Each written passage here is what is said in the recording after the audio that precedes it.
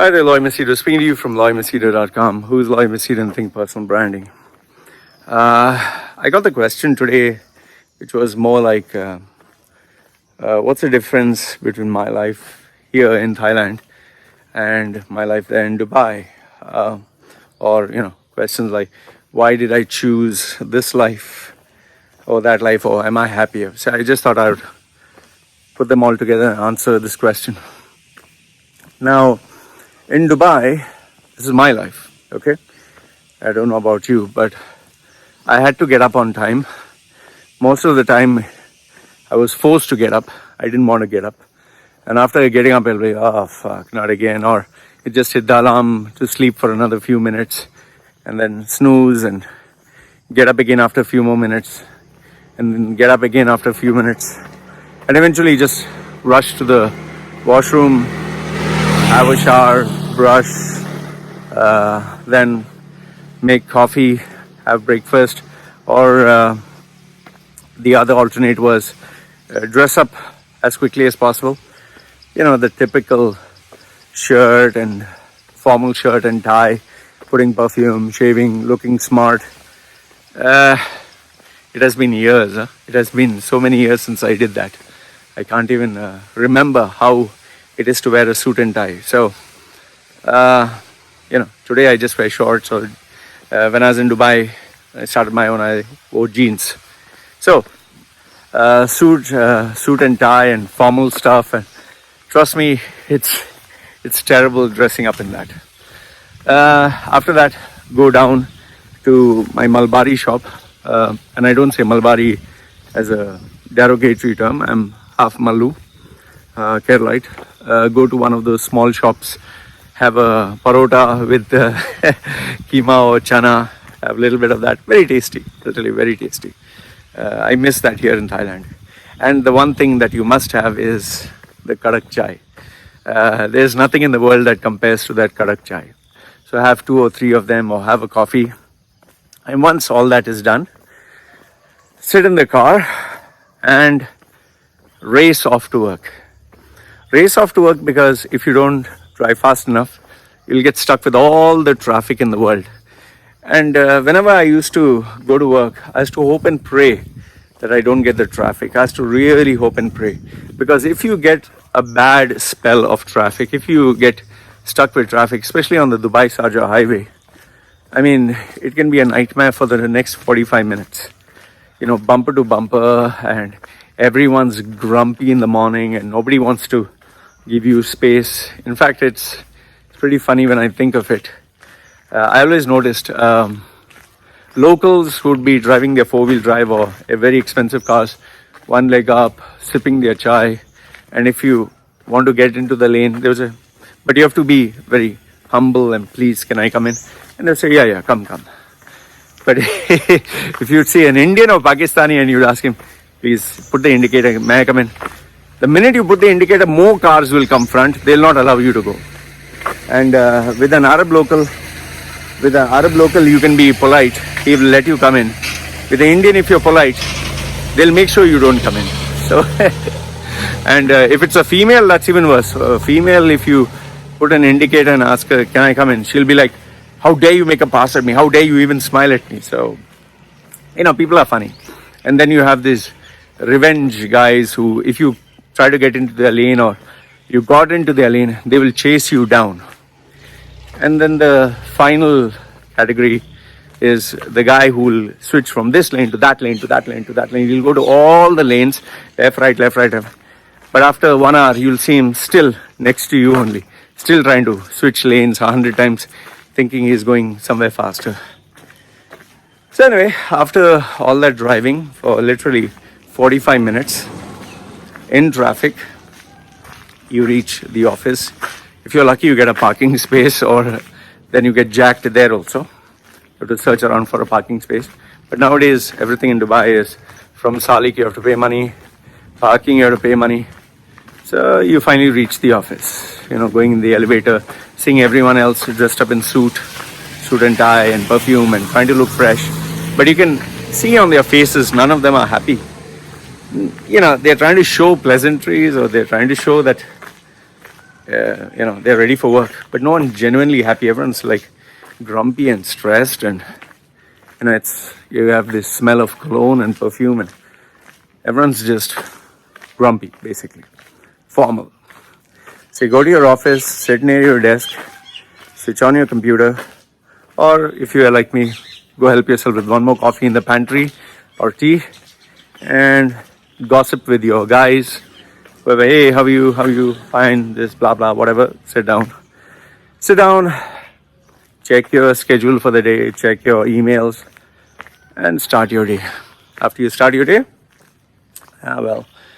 drudgingly drive to the first customer or first meeting, or you have your team leader having your first meeting of the day, same old boring bullshit. You need to achieve the targets, you need to do this, why did you do this, answer questions, and then obviously you move into the market.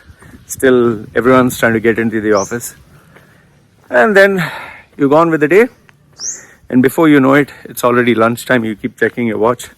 Okay, 1 o'clock, you go to I would go to another Mallu restaurant, eat a chicken fry or something, then smell of curry, my mouth, brush my teeth with Sensodyne, and then either take a little rest in the car, or then venture out again for another meetings like a headless chicken. Keep checking the watch, 4 o'clock. Hope, okay, might as well go to the office, because if I go for another appointment, then I'll be stuck in traffic. So since you have to report to the boss, go to the office at 5, report whatever bullshit report you have to give, and then just keep looking at the clock for 6 o'clock or 7 o'clock or whatever, and eventually leave for home. Once again, bumper to bumper traffic. Listen to music or make a phone call. I would be busy chatting with my girlfriends, one call after another call after another call, making the appointment which girl to shag.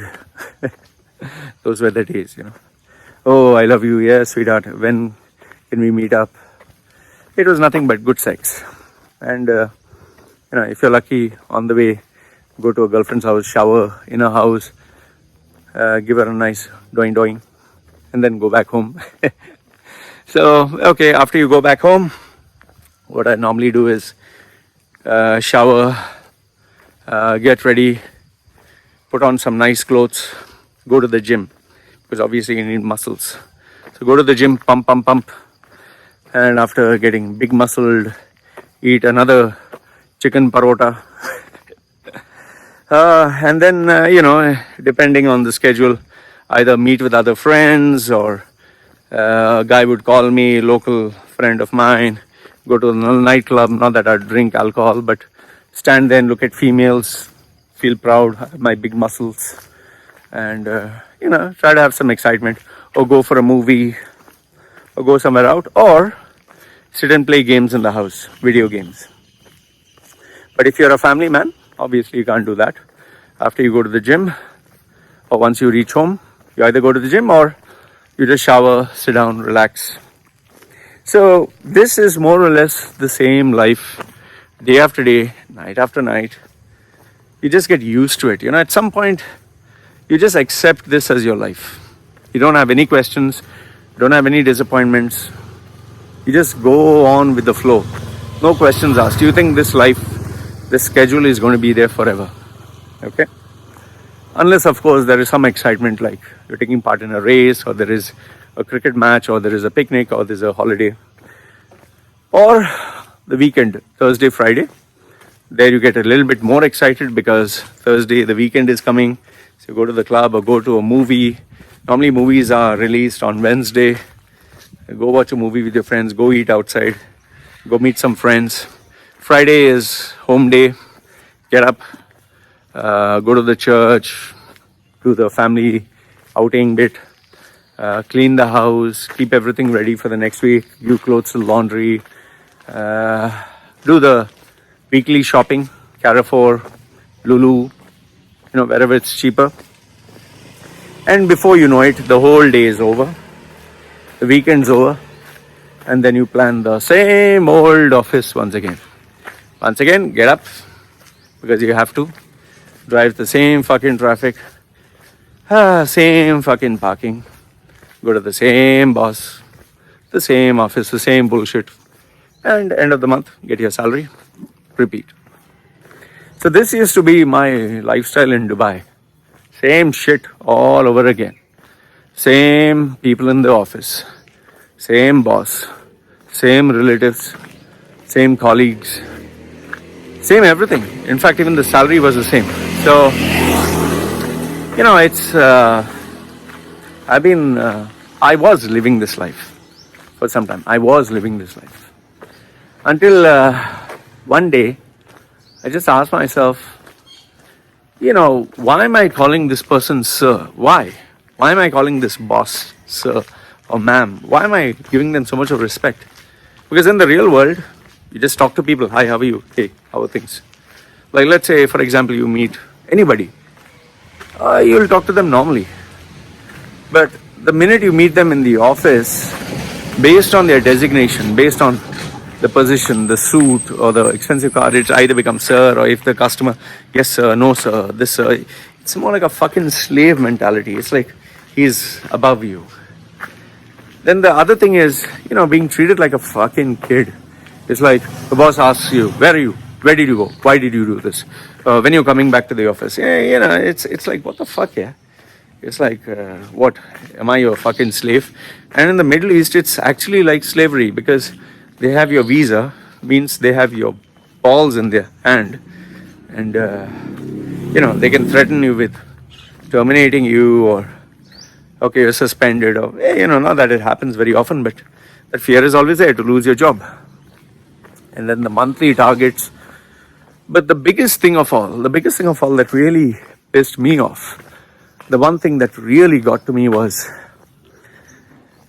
no matter how much I work, no matter what I do, end of the day, this money, okay, I get the money end of the month, but obviously I'm generating more income for them.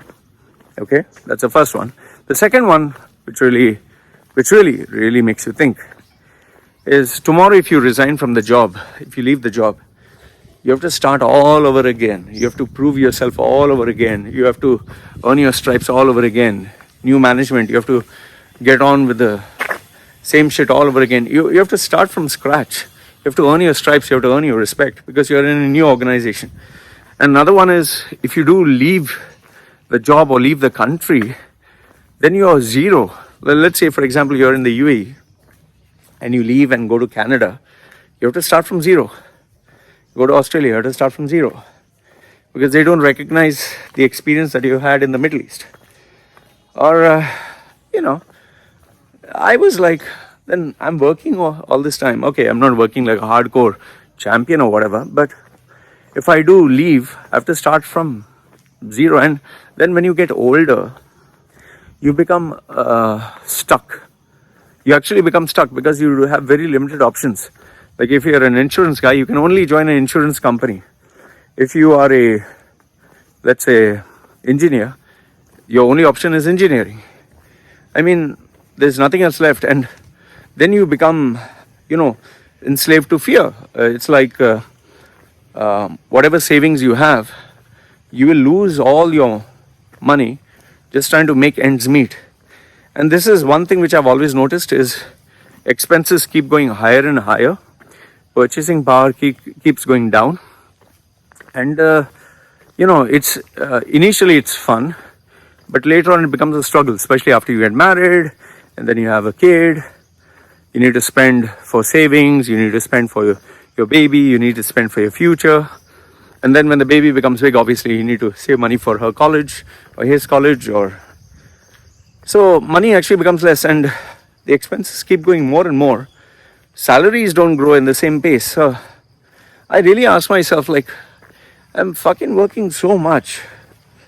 But one day if I leave, I have to start from zero. If I search for a new job, it's more like begging. To be very honest with you, searching for a new job is actually begging. You have to convince the person why I should give you the job. And the stupid, fucked up questions. Tell me your strengths. Tell me your weakness. Why should you join this company? Or what did you do in that company? Like, what the fuck, yeah? I don't know about you, but for me, it was like, what the fuck is this? The biggest, which I told you, the biggest thing in my head was, if I leave the company, I have to start from zero. I can't go anywhere else in the world. I'm trapped here like a slave. So I want freedom. I really want freedom. Freedom means I can go anywhere in the world. Okay. Yes, I'm pretty sure you'll say, yeah, Loy, even I can travel. Yeah, if you have the money, you can fucking travel. If you're a millionaire, don't fucking bother, go anywhere. Okay, I'm talking of normal, average people. So I wanted the freedom.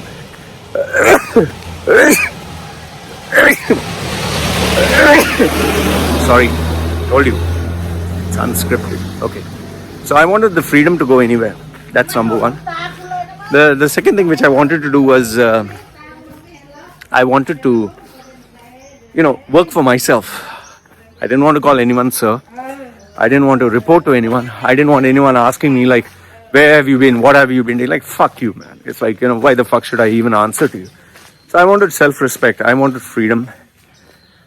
And yes, it's like I wanted how much I work, I earn.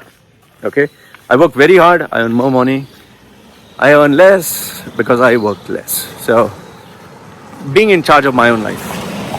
So that was where I actually started to look out for ways and means to look after myself. And fortunately for me, right from the age of 16, I was always doing jobs at the side. I was DJing, like not like a pro DJ, but doing these weddings, parties and all that from the age of 16. I was emceeing shows. I was always talkative. I just loved talking. So I would make money there.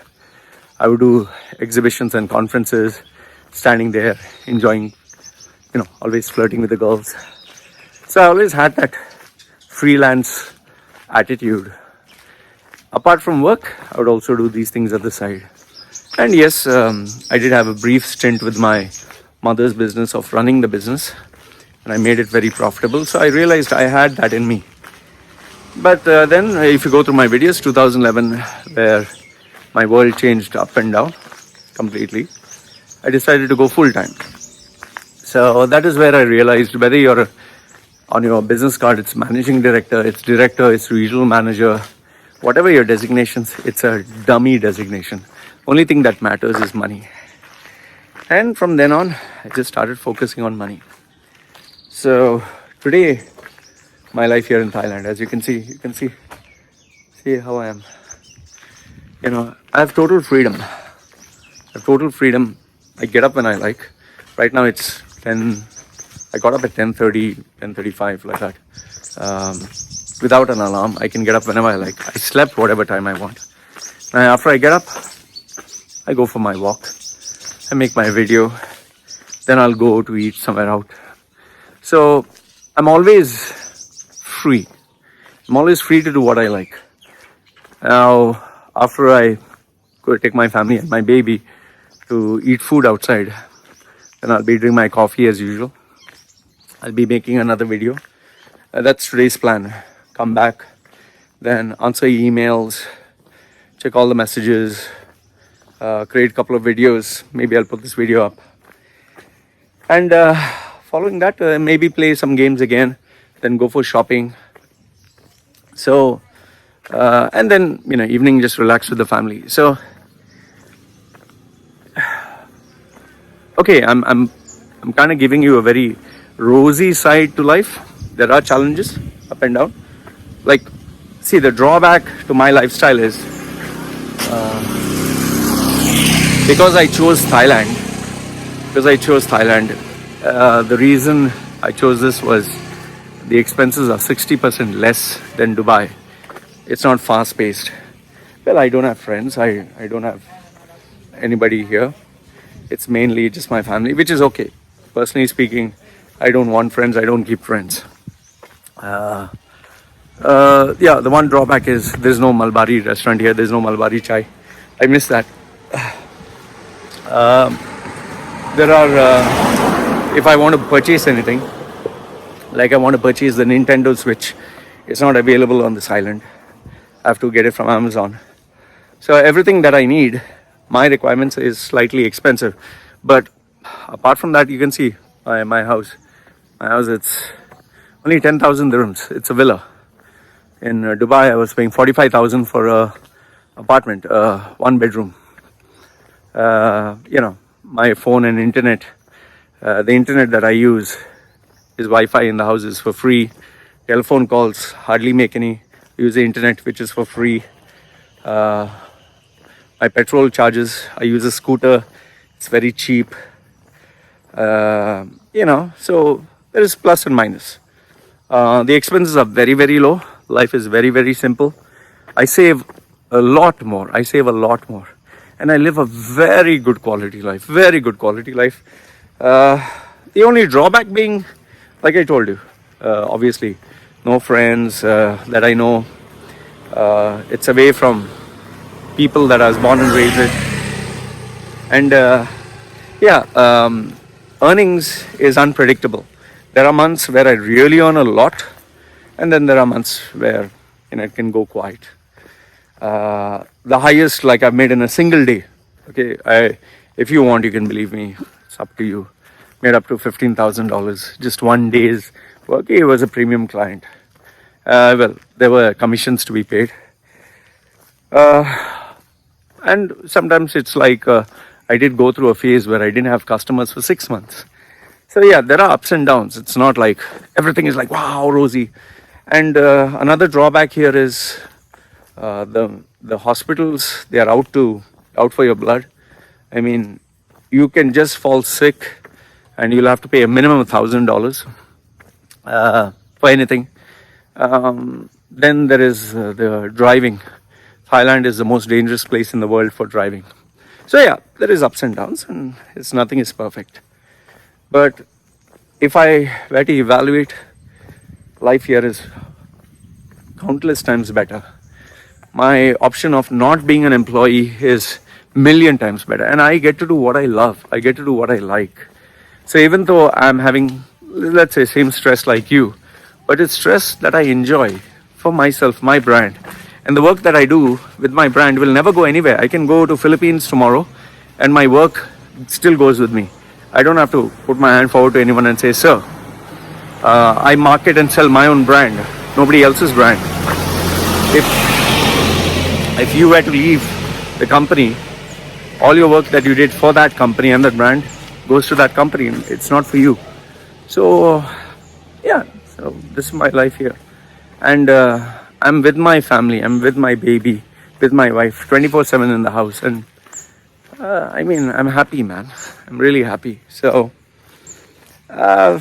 yes, in Dubai, maybe I was earning more, but I was spending a lot more. It was fast-paced, it was stressful, it was crazy. Very peaceful, very laid back. And I'm not waiting until the day I retire. I'm enjoying it right now.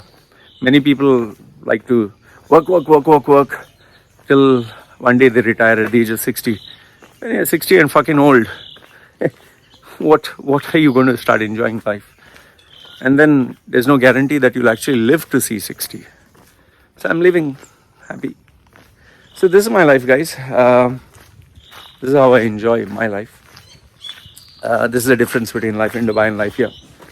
So I'm not saying that this life is meant for you. I'm not saying that you can also become an online brand. But the main focus should be to earn more money. You work 8 hours or you work 12 hours. Anyway, you're going to work the same everywhere. Why don't you earn more? Trust me when I say this. It all comes down to money. Not your position, not your friends, not how much you enjoy, but how much money you make and how much money you save. That's the only thing it comes down to living in the Middle East. Rest everything is bullshit. So I hope this video added some value to you. Have any questions, let me know. Love to hear from you. Take care.